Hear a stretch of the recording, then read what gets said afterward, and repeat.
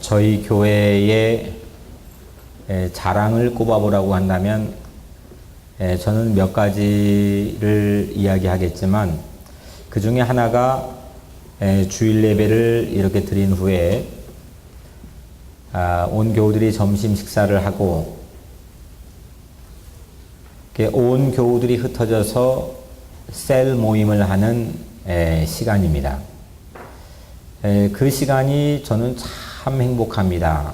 바라보는 것만으로도 또 지켜보는 것만으로도 저는 말할 수 없는 행복한 시간을 누리게 됩니다.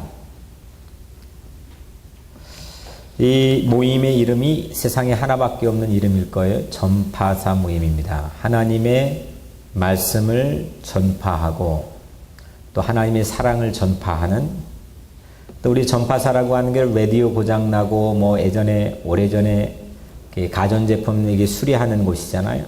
우리의 고장난 부분들을 수리하는 곳, 회복하는 곳, 그리고 전도하고 파송받은 천사들의 모임. 저는 온 교우들이 이 전파사 모임에 참여하기를 소원합니다.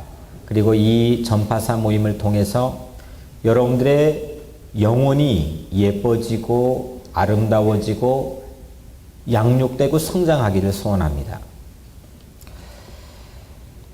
이 전도하고 파송받은 천사오 사도들의 모임,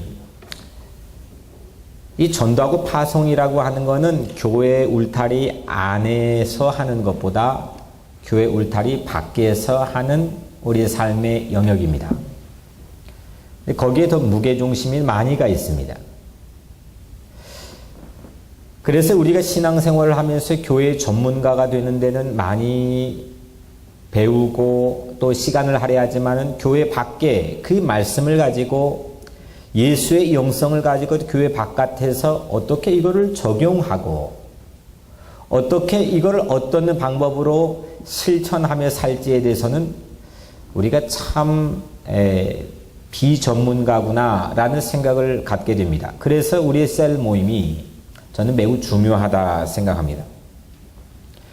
오늘 설교의 본문은 오늘 우리 전파사 모임에서 나눌 스가랴 8장 9절에서 15절까지, 제목은 우리 전파사 모임의 이 교재의 제목은 하나님의 명령과 축복인데, 오늘 우리에게 아버지 날을 맞이해서 하나님이 주신 이 말씀의 제목은 아버지의 명령과 축복입니다.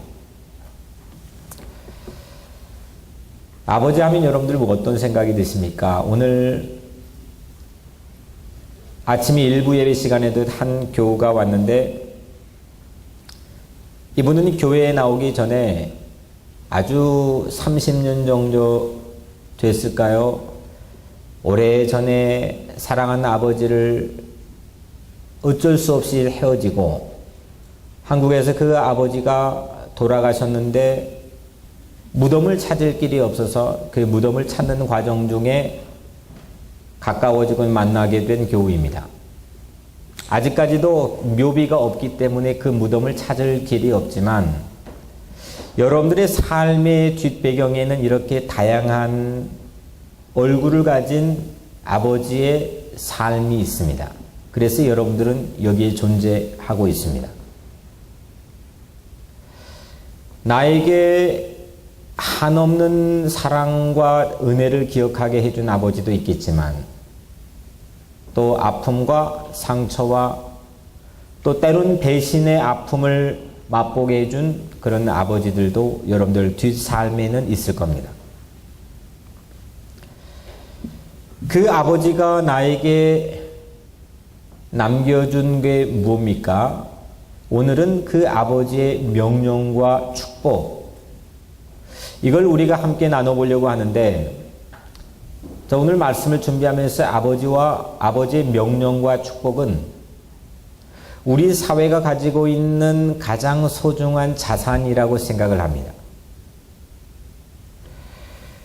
그리고 그 아버지가 명령을 할 때, 축복을 할 때 가지는 영적 권위는 우리 가정과 여러분들 개개인의 삶에 매우 결정적이고 중요한 울타리라고 생각합니다.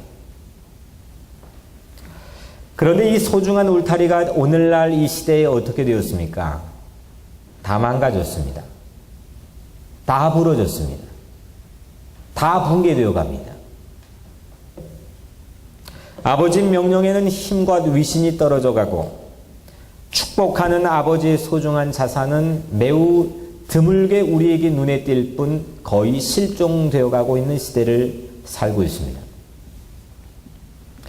저는 개인적인 사견으로 그래서 이 시대의 위기에 대한 원인을 여러 가지로 진단할 수 있겠지만 저는 개인적으로 이 시대의 위기는 영적 가장, 아버지의 영적 권위의 실추라고 생각합니다. 여기에서는 말씀드린 이 아버지는 여성 상위냐 남성 상위냐 이 성적인 그런 차별의 문제를 다루는 게 아닙니다. 이거는 아버지라고 하는 고유명사입니다. 아버지가 가지고 있는 맡겨진 위임받은 사명을 이 시대가 어떻게 함께 가꾸고 어떻게 함께 지켜왔는지를 우리가 함께 고찰해 보자는 겁니다. 오늘 이 짧은 시간 이 설교 메시지를 듣고 아버지들의 건강한 명령이 회복되고 축복하는 아버지가 다시 살아날 수 있도록 여러분들의 마음 가운데 여러분들의 가정에 다시 살아날 수 있도록 주의 이름으로 간절히 축복합니다. 이게 무너져 있으면 아무것도 되지 않습니다. 저도 아주 오랜 어린 시절부터 아버지가 저를 버렸습니다. 가족을 버렸습니다. 만약에 그 아버지에 대한 불만과 원한을 가지고 그 아버지의 권위가 제 삶에 조금치라도 남아있지 않았다면 저는 아마 이 자리에 서기가 매우 불가능했을 겁니다. 오늘 본문은 아버지의 명령과 축복이 다시 회복되는 아주 감동적인 장면입니다. 이게 완전히 우리 시대처럼 다 실추되고 실종되었던 시대인데 이 아버지의 명령과 축복이 회복되는 과정을 보여줍니다. 이를 이해하기 위해서 제가 오늘 본문의 뒷배경에 있는 이스라엘 역사를 잠깐 소개하려고 하는데 잘 들으세요. 이 역사를 이스라엘 짤막한 역사를 알면 예언서도 그 전에 구약 성서도 오늘 본문의 배경도 이 성서를 이해할 수 있는 결정적인 단서가 여러분들의 손에 쥐어지는 겁니다. 이스라엘에게는 첫 번째 왕이 사울 왕입니다. 2대가 다윗이고 세 번째가 누구죠? 솔로몬입니다. 솔로몬 시대 때 첫 번째 예루살렘 성전을 만들고 그 다음부터는 남쪽과 북쪽으로 이스라엘이 분열을 하게 됩니다. 그 남쪽의 이름을 뭐라고 그럽니까? 남유다라고 부릅니다. 북쪽을 북이스라엘이라고 부릅니다. 북쪽은 722년 예수님이 오시기 722년 전인 BC 722년에 아시리아 당시 세계를 제패했던 제국에 쫄딱 망해버렸습니다. 그리고 포로로 끌려가서 이 당시의 식민지 정책은 온 사방 천지 사방 곳곳에 이 포로들을 자국에 거주하지 않도록 막 흩어놓는 겁니다. 그리고 세월이 흘러서 남쪽 유다도 망합니다. 오늘 그 얘기 하려고 합니다. 남쪽 유다는 586년 BC 바벨론이라고 하는 당대의 최고의 제국에게 남쪽 유다가 쫄딱 망했어요. 그리고 이 역시 대부분의 이스라엘 남쪽의 주민들이 포로로 끌려갔습니다. 그런데 이 사이에 포로로 끌려가서 진행된 이 사이에 세계의 정세가 바뀌었습니다. 바벨론에게 패권이 있었던 세계의 정세가 어디로 넘어갔느냐? 페르시아, 우리 성경에는 한글로 바사라고 번역이 되어 있는데 여튼 페르시아 제국으로 이게 힘이 옮겨갔습니다. 페르시아 제국을 일으켰던 첫 번째 왕 고레스라고 하는 왕이 아주 희한한 정책을 반포합니다. 그게 뭐냐면 이전의 제국과는 전혀 다르게 모든 포로들을 자국으로 송환할 수 있도록 문을 열어주는 반포령을 내립니다. 이 정책은 이스라엘 백성에게도 영향을 미쳤습니다. 그래서 538년에 그러니까 586년에 나라가 망하고 포로로 끌려간 다음 538년에 5만 명의 디아스포라 포로들, 주이시 포로들이 자국의 예루살렘 성전이 무너진 그곳으로 귀환을 합니다. 이거는 이스라엘 백성의 결정적인 매우 클라이막스 같은 그런 장면입니다. 예레미야도 이사야도 이걸 계속 예언해댔습니다.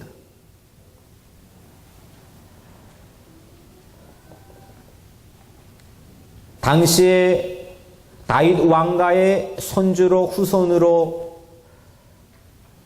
외국에서 정치인이 된 총독의 이름을 갖게 된 스룹바벨이라고 하는 사람이 당시 주이시 제사장이었던 이 두 사람이 인솔해서 5만 명을 데리고 예루살렘으로 이 포로들이 귀환을 합니다. 이 사람들의 마음에 있는 미션은 뭐냐면 무너진 예루살렘 성전을 다시 재건하자. 이게 그들에게 새로운 비전이었습니다. 그런데 고국에 와봤을 때는 마음이 어떻겠습니까? 여러분들 예를 들어서 20년, 30년 이 타향살이 하다가 아주 정말 오래간만에 고향에 가본다면 여러분들의 마음이 어떻겠습니까? 그런데 그런 정도가 아니겠죠. 강제로 포로로 끌려가지고 5만 가지 고생 다 하고 자기 조국에 와서 새로운 미션을 가지고 덤벼보려고 할 때에 그들의 마음은 정말 콩닥콩닥 설렜을 겁니다. 근데 그때부터 하필 이 일을 방해하는 무리들이 생겨났습니다. 북쪽의 사마리아라고 하는 사람들과 저 멀리 티그리스 유프라테스 강이 있는 지금의 이라크 지역이 있는 메소포타미아의 총독들이 이 성전 재건하는 유대인들의 미션을 방해합니다. 그래서 성전이 공사가 중단됩니다. 이 성전 공사의 중단이 무려 14년 동안이나 진행됩니다. 여러분들 가끔 보면 경제 한파가 몰아붙여서 막 올라가는 빌딩들이나 건축물들이 딱 하고 스탑될 때 그 주인의 마음이나 그 공사 현장에 관련된 사람들의 마음을 여러분들 혹시 아시나요? 그게 무려 14년입니다. 큰 열정과 마음 먹고 정말 하나님 주신 비전이라 생각하고도 왔는데 이게 14년 동안 중단됐습니다. 24년 동안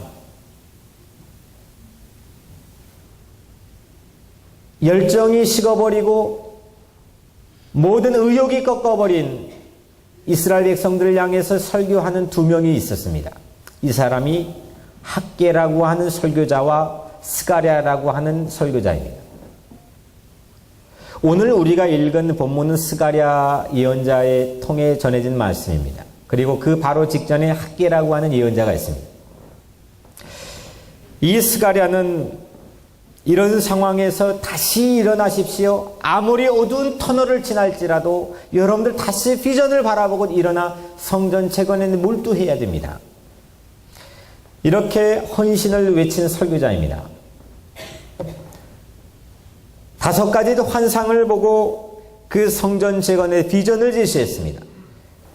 그리고 그 설교를 듣고 기가 막힌 일들이 벌어졌는데 14년 동안이나 의욕을 상실했던 백성들이 다시 힘을 내기 시작했습니다. 그리고 6년 만에 그 성전이 516년에 BC 516년에 제2 예루살렘 성전 일명 스룹바벨 성전이 완공이 됩니다.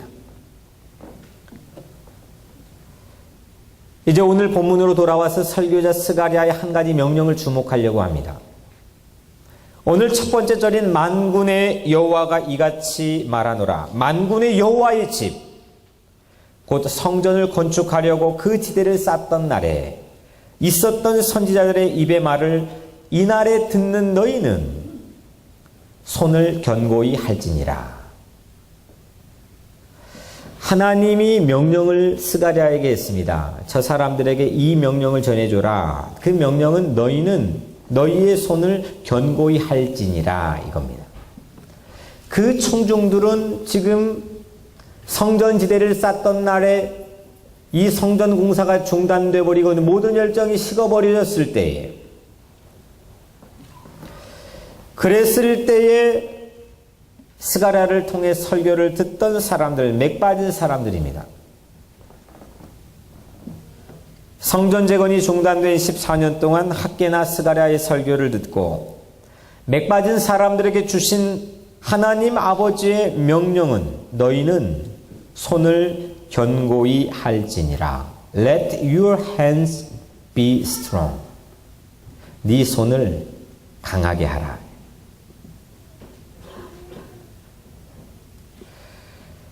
의욕을 상실한 손을 강하게 해서, 힘 빠진 손을 강하게 해서 해야 될 미션을 다시 시작하라고 하는 아버지의 명령입니다. 이 아버지의 명령은 꺼져가던 자녀들의 마음에 불씨에 불을 댕겼습니다. 여러분들도 오늘 이 자리에 14년이 아니라 더 오랜 기간일지도 모르겠고, 그거보다 더 훨씬 치명적인 뭔가 새로운 일에 대한 중단이 우리 삶에 있지 않습니까? 내 마음의 성전이든 내가 하고자 하는 프로젝트건 무언가 내가 정말 이민사회 처음 초창기에 발을 내디딜 때 마음에 있었던 꿈이건 비전이건, 내가 결혼 처음 할 때 내 아내와 맹세하고 꿈에 그리던 그런 비전이든 어떤 거든 내 삶이 중단된 일들이 여러분들의 삶에도 있지 않습니까? 살아보니까 뭐 다 그게 그거지 하면 내 손에 힘이 다 빠지고 의욕을 상실해서 이 손으로 아무것도 할 수 없는 그런 삶의 자리가 여러분들에게도 아마 있을 겁니다. 그런데 그런 삶의 자리에 하나님 아버지는 명령을 내렸습니다. 너희는 너희의 손을 견고히 할지니라. 그리고 그 명령을 듣고 이스라엘 백성의 5만 명이 움직이기 시작했습니다. 이게 아버지의 영적 권위입니다. 만약 아버지의 명령이 실추되었다면 이스라엘 신앙 공동체 회복은 불가능했을 겁니다. 위기를 반전시킨 것은 아버지의 명령이었습니다. 여기만이 아닙니다. 성경을, 구약을 어디를 살펴봐도 성경에 흐르는 가장 관통하는 핵심적인 메시지는 아버지의 명령의 권위입니다. 그 아버지의 명령의 권위를 순종하느냐, 순종하지 못하느냐, 이 역사가 이스라엘 백성들의 역사를 이루고 있습니다. 그것이 그들의 울타리가 되느냐 안 되느냐, 그게 어디 시편을 봐도 잠언을 봐도 예언서를 봐도 모세오경을 봐도 온통 그 관심입니다. 그걸로 유지되는 그런 공동체입니다. 저는 주의식 공동체를 그렇게 우리보다 우월하게 존경하는 편은 아니지만, 왜냐하면 그 사람들은 예수 그리스도를 메시아로 영접하지 않습니다. 아무리 그들이 부자가 되고 지혜롭고 똑똑하고 선천적으로 타고난 재능을 갖고 있을지라도 별로 부럽지 않습니다. 그런데 한 가지 제가 부러운 거는, 저는 구약이 전공인데 구약을 이스라엘 역사들을 보며 부러운 거는 바로 이 부분입니다. 그들에게는 그들의 삶의 공동체, 국가의, 민족의 울타리가 되어주는 영적 권위에 대한 존경심이 있었습니다. 그들도 우리들처럼 그 하나님 아버지가 자기들을 버리고 상처 주었다고 불평할 때도 있었습니다. 그들과 함께 하지 않는다고 상처받았다고 원망할 때도 있었습니다. 하지만 그들의 종국에 그들의 공동체를 떠받치고 있는 가장 커다란 리스펙트하는 존경심은 그 아버지 명령에 대한 권위입니다. 이게 저는 조이시들과 우리의 가장 큰 차이라고 생각합니다. 여러분들의 삶을 떠받치고 있는 울타리가 뭡니까? 여러분들이 이거는 내 삶의 최후의 보루라고 생각하는, 이거 무너지면 나 다 무너진다고 생각하는 게 뭡니까? 여러분들의 자존심일 수도 있고, 여러분들의 학벌일 수도 있고, 여러분들의 재산일 수도 있고, 여러 가지가 여러분들에게 있을 수 있겠지만 그거 무너져도 여러분들 세상 다 살아갈 수 있습니다. 그런데 이게 무너지면 시대가 무너집니다. 가정이 무너집니다. 개인의 삶이 무너집니다. 그래서 성경에 전국적으로 우리에게 주고자 하는 핵심적인 메시지는 아버지와 자녀의 관계입니다. 그 아버지와 자녀의 관계 가운데서 아버지가 하는 명령의 권위가 어느 정도 위상이 있는지, 그의 삶과 가정 가운데 어느 정도 퀄리티가 보장되어 있는지, 이 부분입니다. 이스라엘 운명은 언제나 아버지와의 관계에 달려 있었습니다. 시편 2편 7절에 내가 여호와의 명령을 전하노라. 너는 내 아들이라. 내가 오늘 너를 낳았도다. 하나님의 명령은 다른 게 아닙니다. 너를 내 자녀로 삼고 너는 그걸 알고 사는 것이 하나님의 명령이었습니다. 어느 때나 모든 사역자들을 통해 성경에서 말씀하고 있는 하나님의 마음은 우리가 하나님의 자녀가 되는 것입니다. 하나님과의 건강한 관계가 되는 겁니다. 아버지의 명령은 우리가 하나님 아버지의 아들이 되는 것인데, 아들이 아버지의 명령에 순종하는 것, 그게 여러분들의 운명을 결정할 겁니다. 출애굽기 4장 23절 이스라엘은 내 아들 장자라 했습니다. 이거는 이 출애굽기 4장 23절은 매우 아무리 강조해도 지나치지 않을 만큼 신학적으로도 중요한 절입니다. 이거는 하나님께서 바로 왕 앞에 모세를 세우기 전에 그 명분을, 출애굽의 명분을 모세에게 준 말씀입니다. 이스라엘은 내 장자다. 결국 마지막 10번째 재앙이 무너진 것도 장자의 재앙 아닙니까? 내 아들이니까 누구도 함부로 넘봐서는 안 된다. 이게 하나님의 자존심이었습니다. 하나님의 명예였습니다. 이걸 가지고, 이 명분을 가지고 바로 왕 앞에서 어떤 것도 꿀리지 않고 어떤 것도 기가 꺾이지 않고 모세는 하나님의 명령을 전했습니다. 여러분들에게도 그 의식이 있어야 됩니다. 나는 하나님의 자녀다. 한번 따라, 나는 하나님의 자녀입니다. 이 의식이 있어야 됩니다.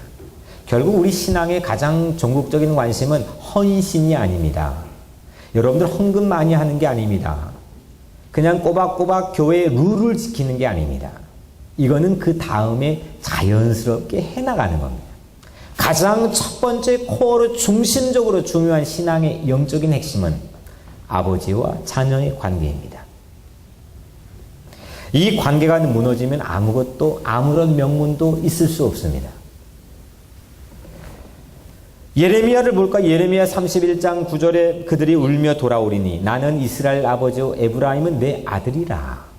예레미야도 바벨론 포로로 갔다가 돌아올 것을 미리 예언하면서 그들이 울며 돌아오리니, 이유는, 명분은 나는 그들의 아버지고 그들은 내 아들이기 때문이다. 성경은 호세아 11장에도 그렇고 어디를 봐도 마찬가지입니다. 그래서 새로운 것에 대한 탈출, 출애굽, 출바벨론, 이거의 명분은 아버지와 아들의 관계입니다. 탕자도 돼지 주염 열매 먹는 돼지 막사에서 탈출, 엑소더스를 하기 위해서는 아버지와 자녀의 관계가 회복되는 겁니다. 여러분들의 삶의 자리에서는 모든 게 중단되고 드러나지 않았을 뿐이지, 망가지고 부서지고 수리돼야 될 게 너무 많고 손은 힘이 없어가지고 아무것도 이걸로 할 수 없는 무력한 삶이 있을 때 가장 먼저 하나님께 주시는 명령은 하나님과 여러분들의 관계입니다. 여러분들의 삶에 아버지의 명령의 권위로 채워야 됩니다. 다시 말하면 아버지의 말씀의 권위로 채워야 됩니다. 그래서 우리도 아버지 명령의 귀를 쫑긋 세워야 됩니다. 이것이 무너진 것을 재건할 이것이 바로 무너진 것, 어떤 것도 상관없습니다. 제가 늘 하는 말씀 앞에만 세워놓아 보세요. 무엇이든 제가 개런티합니다. 뭐든지 개런티할 수 있습니다. 천지 만물을 창조하시고 세상 모든 걸 주관하시는 하나님 아버지의 명령과 그 말씀, 그 권위는 이 교회의 최고의 가치이고 제 인생의 최고의 권위입니다. 그 앞에만 세워놓으면 모든 게 수리됩니다. 모든 게 회복됩니다. 물론 아버지의 명령을, 그 아버지의 명령을 폭력적인 명령으로 곡해합니다. 여러분들도 아버지의 상들이 여러 가지가 있잖아요. 아버지 하면 술 먹고 들어가지고 막 난장판 피우고, 저도 뭐 그런 이미지가 없는 건 아닙니다. 막 엄마 때리고 막 상을 뒤엎고, 그런 아버지에 대한 이미지를 가지고 아버지의 명령을 또 내 자녀에게나 내 삶에 대해서 똑같이 폭력적으로 행사하는 사람들이 있습니다. 이 하나님 아버지의 명령을 곡해하고 아전인수격으로 이걸로 전쟁을 일으키고 이걸로 분쟁을 일으키는 역사들도 적지 않았습니다. 하지만 이 문제보다 더 큰 것은 그 아버지의 말을 듣지 않는다는 겁니다. 아버지 그 말에 순종하지 않는다는 겁니다. 이게 더 큰 빅 이슈입니다. 성경이 우리에게 도전해오는 빅 이슈입니다. 이 명령의 권위가 실추되면 모든 게 붕괴되는 겁니다. 이스라엘 역사는 이 명령의 권위에 대한 순종하느냐 불순종하느냐 이 역사 아닙니까? 우리 사회나 가정도 마찬가지입니다. 본받고 싶은 아버지의 명령, 건강한 아버지의 명령, 그 아버지의 명령을 리스펙트하고 그 가정의 중심으로 세워주고 그 영적 가장의 권위를 함께 가꾸어주고 비바람이 몰아쳐도 그 영적 가장의 권위를 함께 지켜주는 그 컬처가 무너졌을 때 이 시대는 걷잡을 수 없이 무너지게 되어 있다고 저는 생각합니다. 1970년대 엘빈 토플러가 미래학자가 세상에 지금까지도 베스트 수 없는 사람들을 읽히는 그 책에 아마 제 기억에는 11장의 중간 라인에 바로 이 부분을 이어나고 있습니다. 40년 전에. 오늘날 가정의 세태를 이어나고 그것이 이 시대의 위기의 결정적인 원인이라고 엘빈 토플러가 이언했습니다. 근데 엘빈 토플러는 40년 이언했나요? 지금 2500년 전에 이언한 걸 우리는 듣고 있습니다. 그 책 안 봐도 이 성경 안에 무궁무진한 지혜가 담겨 있습니다. 너희는 손을 견고히 할지어다. 한번 따라, 너희는 손을 견고히 할지어다. 이게 하나님의 명령입니다. 이 아버지의 명령입니다.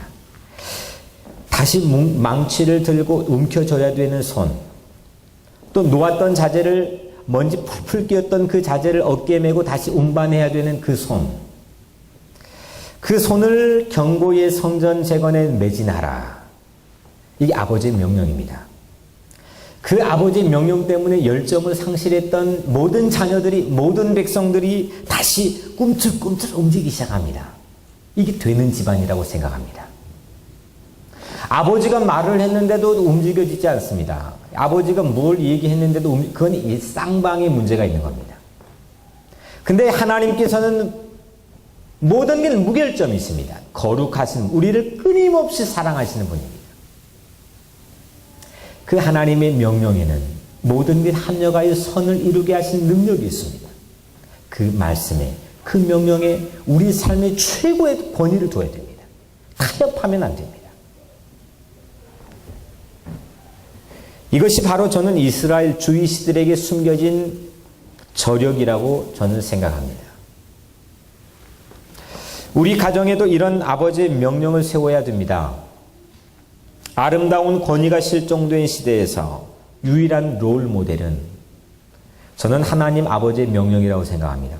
우리 가정에는 아버지가 없는데요. 저도 그랬습니다. 우리는 아버지가 권위를 이미 몇십 년 전에 상실했는데요. 그런 가정 많이 있습니다. 이스라엘 백성들도 그랬습니다. 이유를 불문하고 여러분들의 가정에서 가장 중요하게 생각해야 될 부분은 아버지의 명령인 권위를 세워야 됩니다. 아름다운 권위가 실종된 시대, 거기에 그 시대에 하나님 아버지의 명령을 바라봐야 됩니다. 여러분들 인생의 최고의 권위를 어디에 두고 있습니까? 저는 오늘 이 시간 아버지의 명령, 하나님 아버지의 명령에 두시기를 주의 이름으로 축복합니다. 이게 사는 길입니다. 오늘날 아버지들의 입에서 나오는 것이 뭡니까? 위험 있는 명령과 권위 있는, 정말 자식들이 앞을 헤매고 있을 때에 그 말 한마디로 딱 길을 잡아줘 버리는 그 멋있는 든든한, 평상시엔 말 한마디 하지 않았던 아버지지만 그런 아버지들의 입에서 요즘에는 다 한숨만 나옵니다. 우리가 함께 가꾸지를 못했습니다. 이거는 남자와 여자의 성적인 차별에서 오는 그런 얘기가 아닙니다. 아버지라고 하는 고유명사가 가지고 있는 아버지, 이 시대가 함께 지켜 가꿔야 될 아버지의 거룩한 자산을 얘기하는 겁니다. 이 시대의 아버지 입에서 이런 능력 있는 명령이 나와야 됩니다. 오늘 우리 아버지들이 있습니다. 이 자리에 있는 아버지들의 입에서 이런 거룩한 명령, 이런 위험 있는 권위 있는 명령들이 나오기를 축복합니다. 꼭 그런 아버지들이 되시기를 바라요. 다시 열정을 불러일으키는 명령, 다 그냥 기브업하고 나 안 해요, 난 못해요, 내 팔자가 이런가 봐요, 내 운명이 이런 걸요. 이렇게 있는 자녀들에게 다시 열정을 불러일으키는 명령, 방향을 확실히 정확히 잡아주는 운전대 같은 이 명령, 그 명령, 이 설교를 듣는 아버지들의 입에서 나오기를 바랍니다. 그러면 가정이 삽니다. 그러면 교회가 삽니다. 그러면 시대가 삽니다. 저는 가정이 살아야 교회가 산다고 생각합니다. 물론 바꾸어서 교회가 살아야 가정이 산다, 이런 말도 틀린 말은 아니겠지만 더 퍼센테이지로 보자면 성서적이고 더 정확한 말은 저는 가정이 살아야 교회가 산다는 말이라고 생각합니다. 하나님은 교회보다 훨씬 더 먼저 만들어 주셨습니다. 그리고 그 가정을 통해서 하나님께서는 가문을 세워주시고 약속을 주었습니다. 그리고 그 가정의 가장 중요한 것은 아버지의 명령이었습니다. 그리고 교회가 살면은 시대가 삽니다. 시대가 부흥하고 경제, 문화, 사회에 가장 잘 됐던, 저 유럽에 살아봤지만, 유럽사를 좀 공부해봤지만, 유럽사를 봐도, 미국사를 봐도, 어디를 봐도 시대가 부흥했던 시대의 흔적에 보면 유능한 설교자가 있었습니다. 영적 권위를 가지고 이 아버지의 명령을 딜리버리 해주는 그 설교자들의 파워가 튼튼했습니다. 근데 이게 무너지면 시대도 무너집니다. 저는 그래서 이 강단이 매우 중요하다고 생각합니다. 이건 보이는 강단이 아닙니다. 하나님의 아버지의 명령의 권위를 세우는 시간입니다. 이 종은 감춰지고 이 종은 그림자까지도 없어지고 오직 아버지의 명령의 권위가 여러분들의 각자의 삶에 세워지고 울타리로 만들어지고 여러분들을 보호하고도 회복시키는 그런 강단입니다. 이게 여러분들의 관계, 여기하고 여러분들의 관계가 살아야 됩니다. 이게 되면 개런티합니다. 100% 삽니다.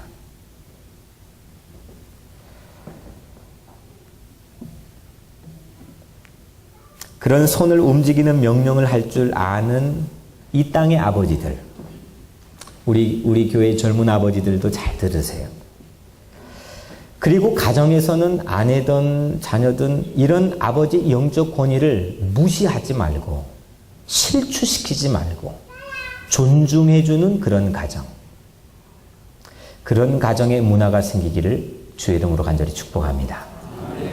짧게 두 번째 얘기를 마치려고 합니다. 이번엔 아버지의 축복입니다. 하나님 아버지는 축복하는 권위가 있습니다.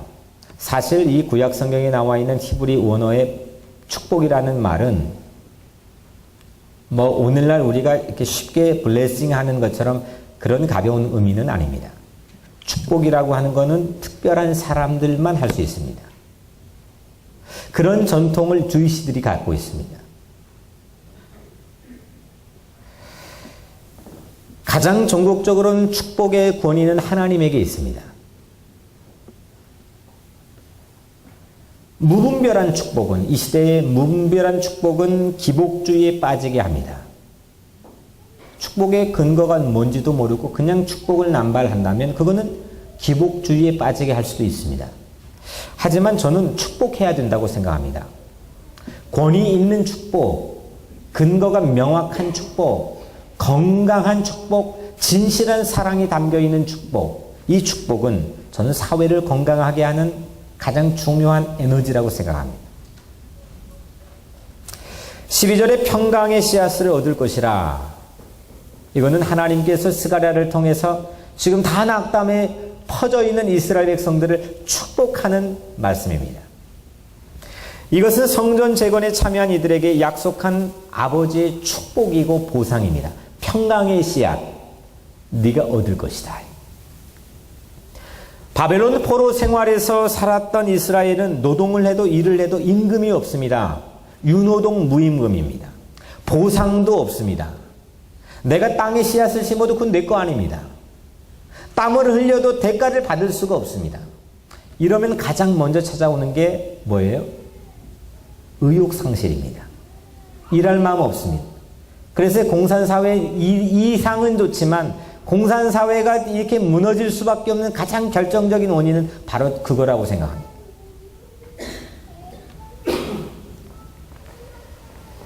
땀 흘린 대가를 받지 못합니다. 그런데 아버지는 정당한 보상을 약속해주고 축복해줬습니다. 평강의 씨앗을 얻을 것이라. 오늘 12절에 평강의 씨앗을 얻을 것이라. 포도나무가 열매를 맺을 것이고 땅에 산물을 내고 하늘이 이슬을 내리고 내가 이 남은 백성으로는 모든 것을 누리게 할 것이죠. 상심한 마음엔 아버지가 명령을 내리시더니 메마른 대지에 아무것도 소출이 없던, 보상이 없고 대가가 없던 메마른 예루살렘이 회파된 대지에는 아버지가 생명의 축복을 내렸습니다. 우리 아버지는 그런 사람들입니다. 축복의 권위가 있습니다. 생명의 축복을 할 수 있는 권위를 살려야 됩니다. 이 발전기를 가동시켜야 됩니다. 포도나무가 열매 맺고 땅이 농산물 내고 하늘이 이슬을 내리는 건 풍요의 축복입니다. 여러분들, 땅과 하늘 사이에 70년 바벨론 포로 생활 동안 예루살렘 다 무너졌습니다. 아무것도 나지 않았습니다. 이제 막 시작해 보려고 했는데 14년 성전 공사가 중단된 기간 동안 하늘과 땅 사이 예루살렘 이 대지에는 아무것도 없었습니다. 그런데 씨앗이 들어오고 열매가 들어오고 이젠 이슬이 들어온다 했습니다. 이게 하나님 아버지께서 자녀들에게 주신 축복입니다. 여러분들의 삶에도 아무리 일을 해도 대가와 보상이 없고 효율이 떨어지고 되지 않는 일밖에 없는 그런 삶이 여러분들의 삶에 있었을지라도 여러분들의 삶에 아버지 축복의 권위를 회복하시기를 바랍니다. 당시 500년 전에 지어진, 지금 516년에 완공을 했는데 538년에 성전공사 시작했다가 536년에 시작했다가 522년까지 중단되었습니다. 그게 거기서부터 500년 전이니까 1000년입니다. BC 1000년 전. 이때 제1 예루살렘 성전을 솔로몬이 지었습니다. 그래서 그거를 일명 솔로몬 성전이라 하는데 그거는 이스라엘의 가장 황금 시대에 지어진 성전입니다. 최고의 영토가 넓었고 최고의 소국을 거느렸고 조공을 받았고 최고의 클라이막스를 지나는 그런 때였습니다. 그러니까 그 성전 건축 과정을 보면 저 위쪽에 북쪽의 나라인 레바논에 거기에 지중해 바다에다가 레바논 백향목을 끊어다가 거기에서 띄웁니다. 그럼 바다를 타고 뗏목처럼 그러면 여기서 또 건져가지고 예루살렘으로 그 교통도 없던 시대에 운반을 합니다. 그 나무로 지었습니다. 어마어마한 웅장한 그런 건물이었습니다. 기가 막힌 건물이었습니다. 그런데 엄청난 노동력이 동원되고 엄청난 자재가 동원된 이 제1 예루살렘 성전, 이를 위해 솔로몬은 백성에게 무서운 세금을 때렸습니다. 그들의 혈세를 뺏었습니다. 그리고 노동력을 착취했습니다.